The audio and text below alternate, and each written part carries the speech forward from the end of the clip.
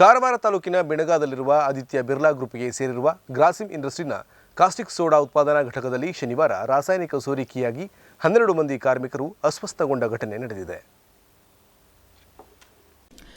ಘಟಕದಲ್ಲಿ ಕಾರ್ಯನಿರ್ವಹಿಸುವ ವೇಳೆ ರಾಸಾಯನಿಕ ಸೋರಿಕೆಯಿಂದ ಕಣ್ಣುರಿ ಉಂಟಾಗಿ ಉಸಿರಾಟ ಸಮಸ್ಯೆಯಿಂದ ಕೆಲವು ಕಾರ್ಮಿಕರು ಬಳಲಿದ್ದರು.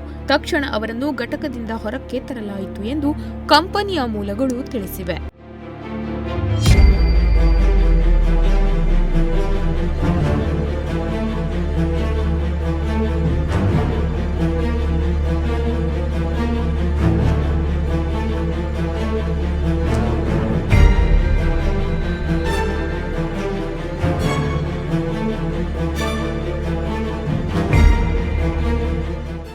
ನೀಲ್ಕಂಠ್, ಜಹಾನೂರ್, ಕಮಲೇಶ್ ವರ್ಮಾ, ನಂದಕಿಶೋರ್, ದೀಪು, ಅಜೀಜ್, ಕಲ್ಲು, ಸುಜನ್, ನಜಿದುಲ್ಲಾ, ಬೇಜನ್ ಕುಮಾರ್, ಕಿಶನ್ ಕುಮಾರ್, ಮೋಹಿತ್ ವರ್ಮಾ ಅಸ್ವಸ್ಥಗೊಂಡ ಕಾರ್ಮಿಕರಾಗಿದ್ದಾರೆ.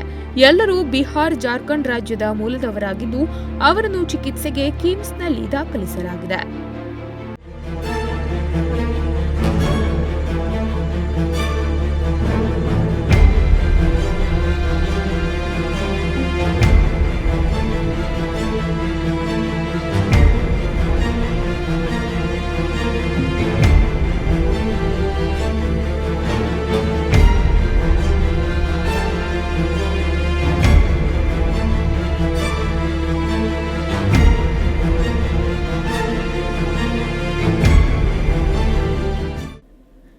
ಕೆಲವರು ಉಸಿರಾಟದ ಸಮಸ್ಯೆ ಎದುರಿಸುತ್ತಿದ್ದು ಅವರಿಗೆ ತೀವ್ರ ನಿಗಾ ಘಟಕದಲ್ಲಿರಿಸಿ ಕೃತಕ ಆಮ್ಲಜನಕ ಪೂರೈಸಲಾಗುತ್ತಿದೆ.